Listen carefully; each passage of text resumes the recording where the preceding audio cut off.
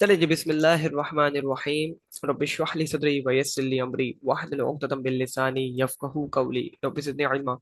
Alright, accounting के basics से start करते हैं और इस कोर्स के अंदर हम इंशाल्लाह अकाउंटिंग की कंप्लीट बेसिक्स को डिटेल में डिस्कस करेंगे। ये सेशन सिर्फ इंटरमीडिएट अकाउंटिंग स्टूडेंट्स के लिए नहीं है, बल्कि उसके अलावा भी जो बेसिक्स हमारे आईकैप के कोर्स में है, सीए पाकिस्तान के उसमें है, उसके अलावा जो है अकाउंटिंग की डिफरेंट बॉडीज के कोर्सेज में बेसिक्स अकाउंटिंग होती है, एसीसीए हो गया। उसके अलावा जो हमारे ग्रेजुएशन या मास्टर्स के स्टूडेंट्स होते हैं, जहाँ जहाँ बेसिक की ज़रूरत, जहाँ जहाँ प्रोफेशनल्स को इवन बेसिक की ज़रूरत हो, वो इस कोर्स से मुस्तफीज हो सकते हैं, बेनिफिट ले सकते हैं। ठीक हो गया। तो चलें शुरू से शुरू करते हैं और सबसे पहले इंशाल्लाह अकाउंटिंग के बेसिक्स से भी बेसिक लेवल से स्टार्ट करेंगे, ताकि एक एक चीज़ हर किसी को अच्छे से समझ में आ जाए। तो जनाब आली, इस सेशन के अंदर, आज के सेशन में हम क्या क्या बात करेंगे। सबसे पहले हम डेफिनेशन देखेंगे अकाउंटिंग की, कि अकाउंटिंग है क्या। उसके अलावा rules of debit and credit के ऊपर हम बात करेंगे। उसके अलावा फिर अकाउंटिंग के कुछ की टर्म्स को समझेंगे, एंड देन फिर हेड ऑफ अकाउंट्स को समझेंगे। कुछ बिफोर रिकॉर्डिंग्स, एंट्रीज, बैलेंसिंग और इन सब से पहले कुछ बेसिक्स के ऊपर बात करेंगे। पहली क्लास है, तो जितनी हमारी बेसिक्स फाउंडेशन बेस जितनी स्ट्रांग होगी, आगे हमें चल के उतना फायदा होगा। ऑलराइट, तो जनाब आली, सबसे पहले अकाउंटिंग की डेफिनेशन के ऊपर बात करते हैं, बेसिक डेफिनेशन पे बात करते हैं कि accounting is an art of, accounting एक आर्ट है, एक कला है, एक हुनर है।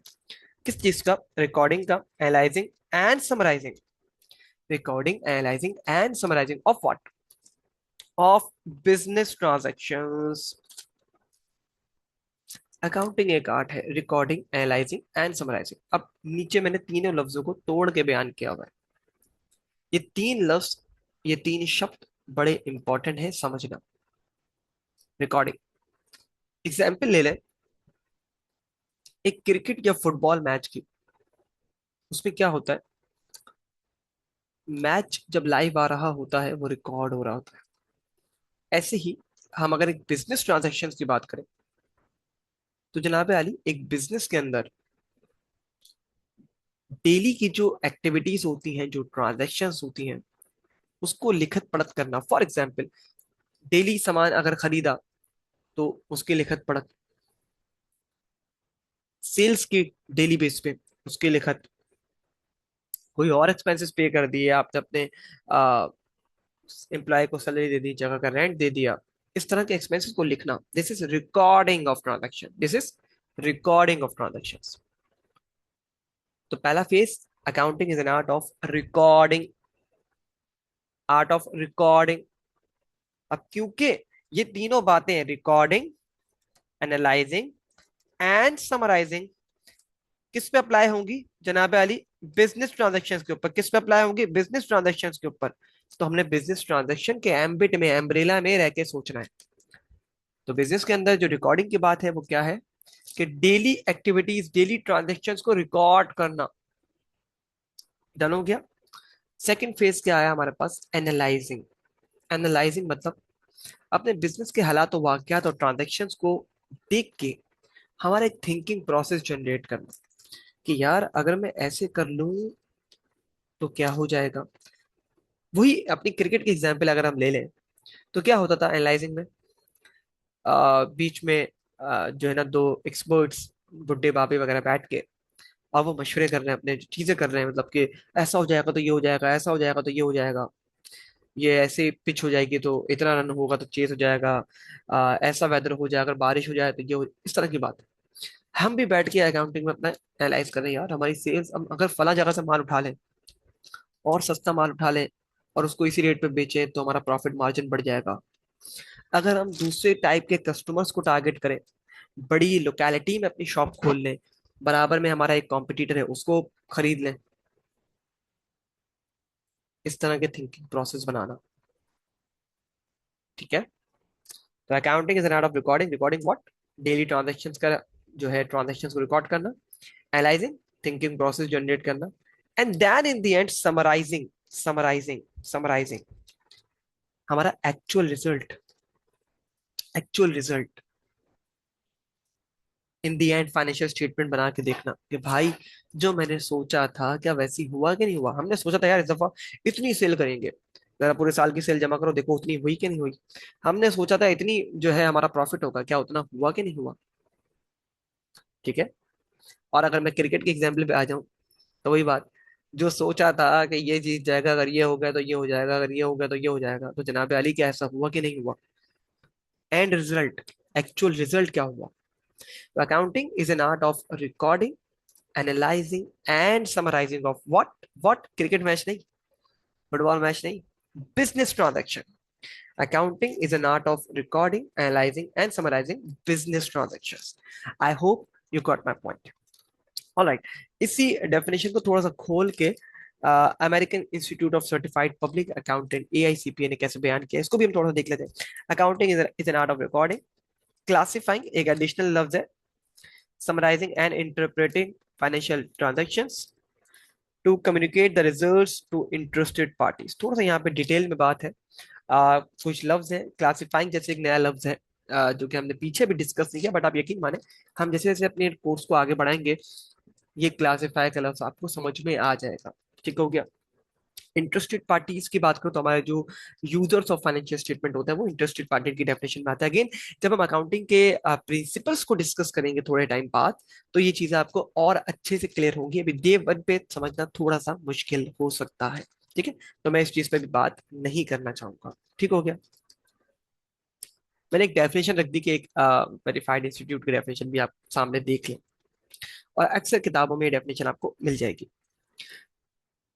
अच्छा जनाब, कुछ की टर्म्स की बात कर लेते हैं बिफोर मूविंग टू रूल्स।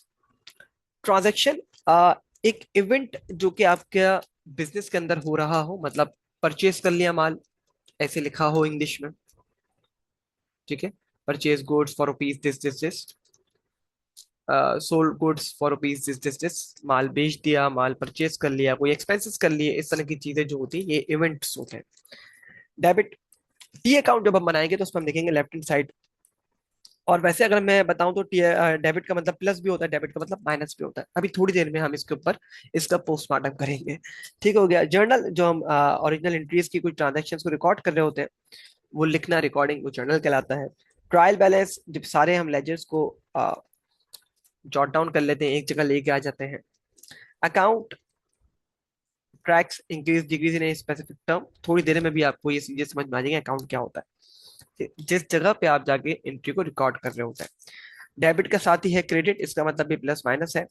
उसके बाद लेजर एक टी अकाउंट शेप होता है, जिसके अंदर हम सारे एंट्रीज को एक जगह कर रहे होते हैं अकाउंट वाइज, उसका डेबिट क्या था, उसका क्रेडिट क्या था। ठीक है। And then in the end financial statement, that is reports, जो भी हमारे अकाउंट्स एंड बैलेंस शीट होते हैं, पीएनएल या इनकम स्टेटमेंट वगैरह। ठीक है। ये हमारे कोर्स का खैर लास्ट एरिया होगा, इन दी एंड जाके कुछ टाइम बाद हम इसके ऊपर बात कर देंगे। ठीक हो गया जनाब अली। सबसे इंपॉर्टेंट चीज के ऊपर आ जाते हैं, that is the rules of debit and credit, और the golden rules of debit and credit. ये अकाउंटिंग की पहली और आखिरी चीज है जो मैं आपसे आज कह रहा हूं कि इसका रट्टा मान लो। ये आपको ऐसे रटी होनी चाहिए ना, ये आपको ऐसे रटे होने चाहिए कि आपको नींद में भी उठा के कोई पूछे ना, तो आपसे गलत ना निकले आपके मुंह से। ठीक हो गया। एसेट जब डेबिट होगा, देखो सिंपल सी बात है, एक सवाल आता है कि सर डेबिट का मतलब क्या है और क्रेडिट का मतलब क्या है।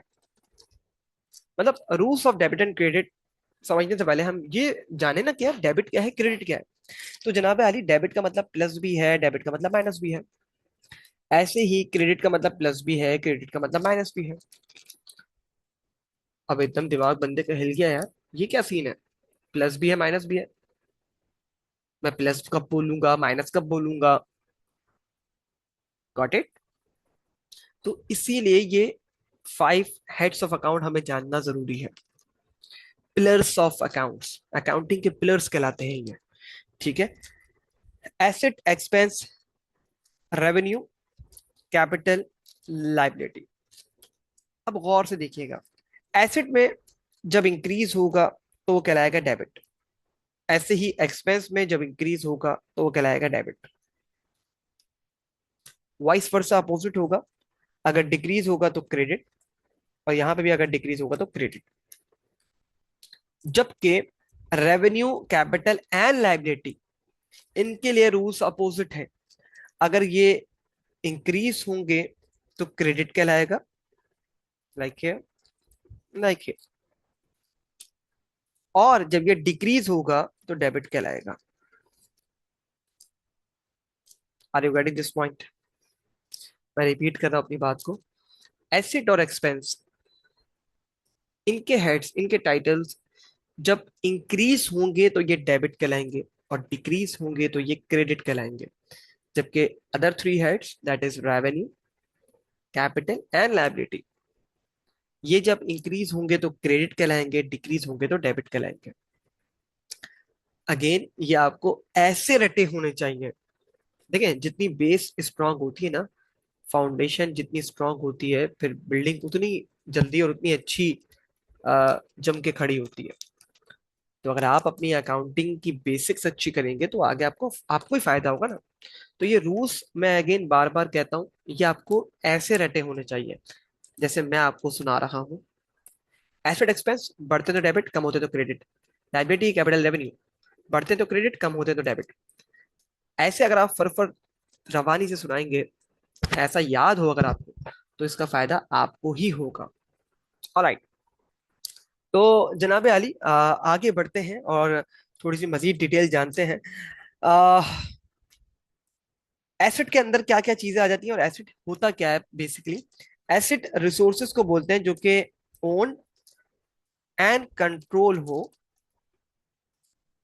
एंटिटी का, जिससे एंटिटी ये एक्सपेक्ट कर रही हो कि हमें फ्यूचर इकोनॉमिक बेनिफिट मिलेगा, मिल सकता है।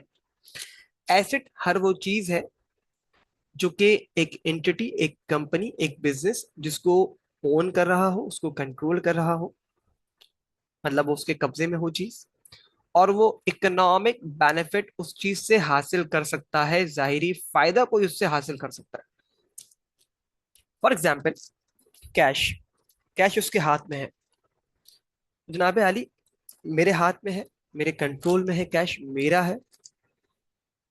इकोनॉमिक बेनिफिट, मैं उससे कुछ खा पी सकता हूँ, मैं उससे कुछ लेके पहन सकता हूँ, उसको इस्तेमाल कर सकता हूँ अपने अपने मामलात के अंदर। ऐसे ही बिल्डिंग, मशीनरी, रिसीवेबल्स, बिल्डिंग लगी हुई है, मशीनरी है, फर्नीचर है, व्हीकल है, मेरी, मेरे कंट्रोल में है। इकोनॉमिक बेनिफिट क्या ले सकता हूँ, उसको मैं सेल कर सकता हूँ, सेल करूंगा कैश आ जाएगा, उससे मैं उसको इस्तेमाल कर लूंगा। रेंट पे दे सकता हूँ, खुद रह सकता हूँ, खुद इस्तेमाल कर सकता हूँ, vehicle, furniture. Are you getting this point? Liabilities क्या है? Amount the business owes to outsiders, वो अमाउंट जो आपको किसी को पे करनी है। फॉर एग्जाम्पल, आपका कोई क्रेडिटर्स है जिससे आपने कोई उधार पे माल लिया हुआ है, कोई बैंक का लोन है, कोई बिल्स आपने पे करने हैं। ठीक है। कैपिटल, ओनर की इन्वेस्टमेंट, ओनर का पैसा जो बिजनेस में लगा होता है उसको कैपिटल बोलते हैं। जब आप बड़े हो जाएंगे तो इसको इक्विटी बोलेंगे। कंपनीज के केस में ये इक्विटी कहलाती है। Revenue, revenue earn from the business activities, main main source of business से, main stream line of the business से जो आप कमाते हैं उसको आप रेवेन्यू बोलते हैं। उस चीज से कमाना या वो चीज बेचना जो बिजनेस का काम है बेचना, वो रेवेन्यू है। ठीक है। देखो, एक चीज मैं थोड़ा सा यहाँ पे क्लियर कर दूं, एक चीज मैं थोड़ी सी यहाँ पे क्लियर कर दूं कि यहाँ लफ्ज लिखा हुआ है इनकम। ठीक है ना। तो मैं यहीं पे थोड़ा सा ब्रेक डाउन कर दूं इसको, क्योंकि दोनों का ना रूल सेम है, रेवेन्यू एंड इनकम। मैं थोड़ा सा यहीं पे इस चीज को एक्सप्लेन कर दूं दोनों का। रेवेन्यू और इनकम में फर्क है। देखो, दोनों के ना रूल सेम है, दोनों के रूल सेम है। सर रूल क्या थे इनके, रूल क्या थे? देखो यहाँ पे रूल क्या है।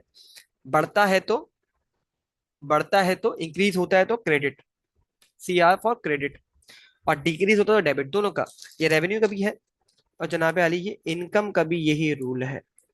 लेकिन कॉन्सेप्चुअली ना दोनों में थोड़ा सा डिफरेंस है। वो डिफरेंस पता है क्या है?